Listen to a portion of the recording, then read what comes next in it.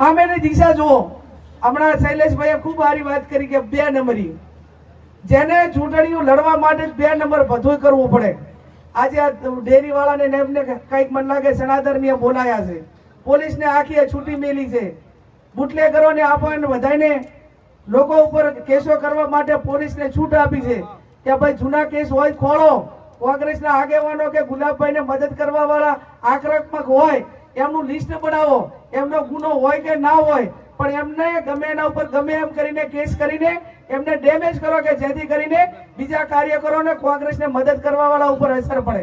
પણ હું આપના સૌ માધ્યમથી, મીડિયાના માધ્યમથી કહેવા માંગુ છું અને બનાસકાંઠાની પોલીસને કહેવા માંગુ છું કે આ જુલમ તમે 2022માં કર્યો હતો, આ જુલમ તમે 2024માં કર્યો હતો અને હજી પણ તમારા એ જુલમમાં તો તમારે પ્રજાએ તો જનાદેશ ના આપ્યો હોય અને તમારી પોલીસની દાદાગીરી ના ચાલી હોય તો આ વખતે બાય ઇલેક્શનમાં પણ વાવ વિધાનસભાના મતદારો એ તમારા જુલમ અમે ઝૂકવાના નથી. એટલો મને 100% ભરોસો કે વાવ વિધાનસભાના તમામ સમાજના મતદારો ઉપર છે.